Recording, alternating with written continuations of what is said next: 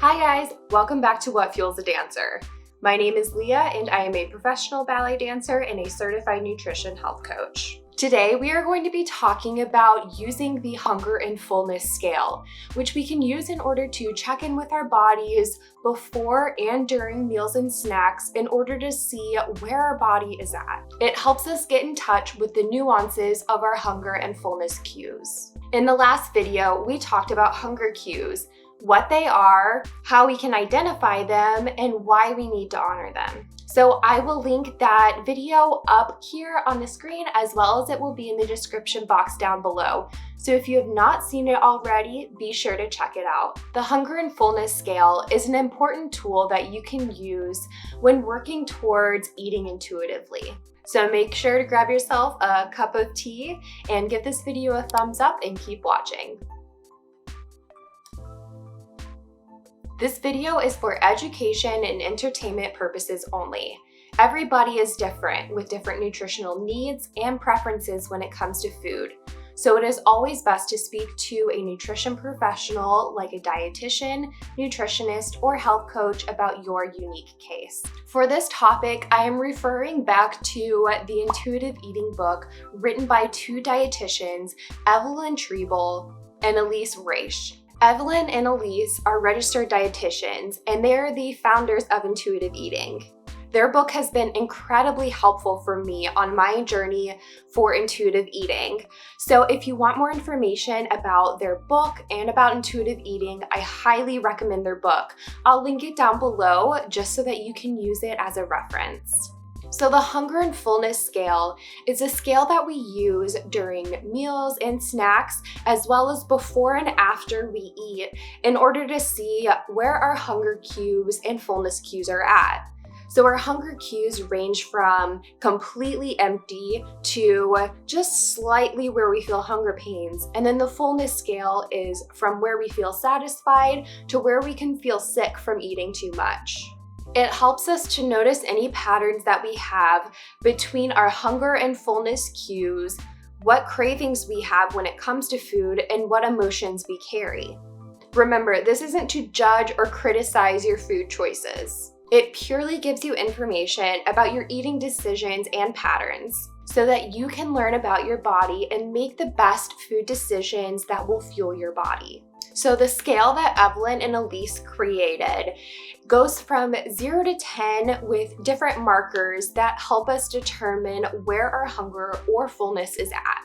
On one end of the spectrum, close to the 0 mark, is when we feel completely empty and famished. It's likely if you are at this level that you feel really tired and that you could just eat anything. So this is a pretty good indication that you've waited too long in order to eat. Around the 2 mark is when you would feel ravenous and really hungry. So although we might sometimes reach this level, it's best to still eat before we get to this point.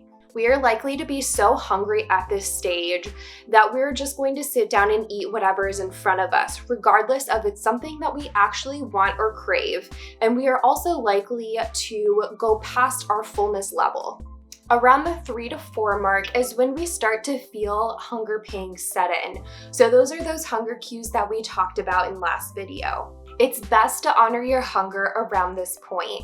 It allows you to take time to find what foods you are craving and find or prepare food that will best fulfill your hunger. Number 5 on the scale is the neutral point. So you probably don't feel hungry or full at this point. Food might not even sound interesting to you, and it might not even cross your mind. Of course, you could eat something at this point, but it might not actually really interest you to eat anything at all here. If you are having trouble identifying the nuances of your hunger, here are a few tips. As a general guideline, it's best not to go more than 5 waking hours without some sort of meal or snack. Even if it means just having a small snack to tie you over before the next meal that you know that you're going to have, just so that you don't get to that tipping point on the hunger scale where you feel really, really hungry. Remember, the farther you end up on the hunger scale, the more likely you are going to end up farther on the fullness scale. Deprivation is a key factor in backlash eating. So when you honor your hunger, it becomes easier to honor your fullness levels as well. Your hunger levels and how much you need to satisfy your hunger might differ from day to day, and this is totally normal. For example, if you had a long weekend filled with performances, on your next day off, you might feel like you're just really hungry and you're having to go back and have multiple meals or snacks, more than what you thought your body would technically need. But you need to still make sure to honor that hunger. It might be likely that your body is trying to play catch up after such a busy and physically active weekend. And just know that this is totally normal as well. It's helpful before you eat and in between meals and snacks to check in with your body and see where your hunger levels are at. And also notice what hunger cues are present. Notice if there's a correlation between what you eat and how much you ate of it, and how long your hunger cues took to kick back in again. Like if you have a filling breakfast filled with complex carbohydrates, protein, and fat, do you notice that you tend to stay fuller for longer and you have more sustained energy than if you were to have a smaller breakfast comprised of just simple carbohydrates? And then on the other side of the scale measures our fullness levels. At the 6 to 7 mark is when we feel satisfied. This is usually where we start to feel content with our fullness level, and you might notice that food doesn't have as much of a satisfaction factor to it as it did when you first started eating. This is ideally the fullness level of when we are ready to finish eating for the time being. If we have food left on our plate, we know that we can save it for later for when we get hungry again. But if you find that you have cleared your plate and you still aren't at this level, then make sure to eat a little bit more so that you can get to this fullness level.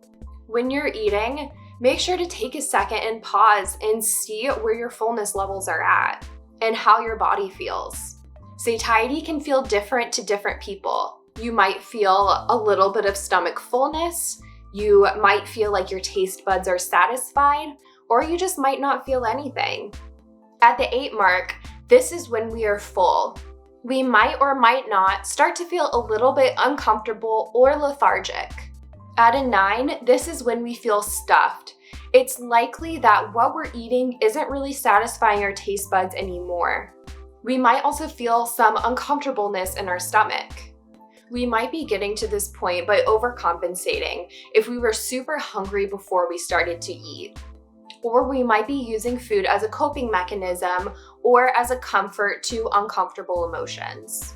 And then at the 10, this is where we feel sick from overfilling our bodies.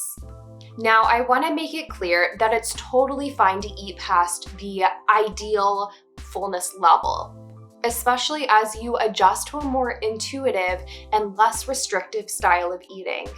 If you find yourself continually hitting that 9 to 10 mark on the scale, it might be really helpful to talk to a registered dietitian or nutritionist or health coach about what you are experiencing and what emotions that you are having.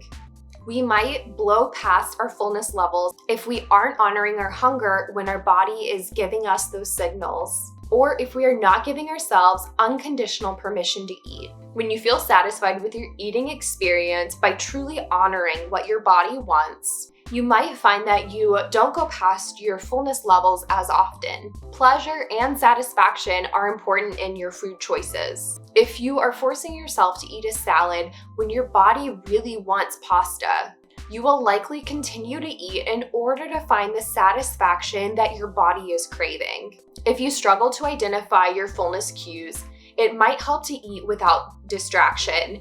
And this doesn't have to be for every meal, but it can be a tool that you can use to help you hone into the nuances of your fullness. Dancers have several unique challenges when it comes to honoring your hunger and fullness levels. You might not always be able to have a large filling lunch in the middle of the day or have a large dinner before performances. It also might not be great protocol to whip out a snack during the middle of rehearsal. So planning ahead is key. If it suits your body, have a filling and balanced breakfast with complex carbohydrates, protein, and fat. This could be a hearty bowl of oatmeal, eggs with toast, a smoothie with granola and other toppings, or a veggie hash. Bring snacks and lunches to the studio that aren't just snack foods. Even if you have to split your lunch into several portions over several breaks, like having a quinoa salad, a sandwich or wrap, a grain bowl, or sushi. These are really easy to eat and they provide us with a lot of energy. And they're also filling without making us overly full while we're dancing. Make sure to bring along snacks like fruit and nut butter, yogurt, granola, hummus and crackers, cheese and veggies, which are all easy and quick to eat as well. For dinner after rehearsals, I often find that I'm at a level where I just really don't want to be bothered with making a meal from scratch. And also I don't want to take the time to figure out what I really want to eat and then prepare it. So I usually have several meals or meal components in the freezer or fridge that I can pull out and throw together really quickly in the pan depending on what I want to eat. If I wanted to add something extra that I was craving, it's really easy to toss it in. So I can toss in some extra chickpeas, some toasted nuts, drizzle a little bit of tahini or other sauce to make it really easy and customizable without having to spend 45 minutes making myself a meal. I can definitely do a video on meal prepping when eating intuitively to honor both your hunger and your food cravings. Another problem that dancers can face is that physical activity can often stifle our hunger cues. This is especially important to recognize when you are dancing a lot. Even if you don't feel hungry, but it's been several hours since you've last eaten, when you're on a break, try taking just a few bites of food and monitor how your stomach feels and how your energy levels are, especially in the next rehearsal. It's usually better to have a few extra bites than to find that 5 minutes into the next rehearsal, you're hungry and you're just watching the clock until you have your next break. The hunger and fullness scale is simply a tool that we can use in order to gather data about our hunger and fullness levels, as well as any patterns that we see in our eating behaviors and our food cravings. It can help us put physical sensations to our hunger and our fullness levels, especially if you struggle to really identify the nuances of those levels. We can see what foods and food quantities keep us fueled. As you progress with intuitive eating, you might find that you don't necessarily need to refer back to the hunger and fullness scale very often because it's becoming second nature to listen to your body's cues. In the beginning, it's going to be totally normal to go past your hunger and fullness limits, and that's okay. It's just something that we can learn from. So I hope that this video can help you identify your hunger and fullness levels before, during, and after you eat. If you have any further questions, make sure to leave a comment down below. And of course, I am going to be adding a blog post to my website, which I will link in the description box. In the next video, we are going to be talking about why sometimes we get hungry or have certain hunger cues and cravings without actually feeling biological hunger. So make sure that you are subscribed and stay tuned so that you don't miss that video. And make sure that you are following me on Facebook and Instagram at What Fuels a Dancer so you can stay up to date in between videos.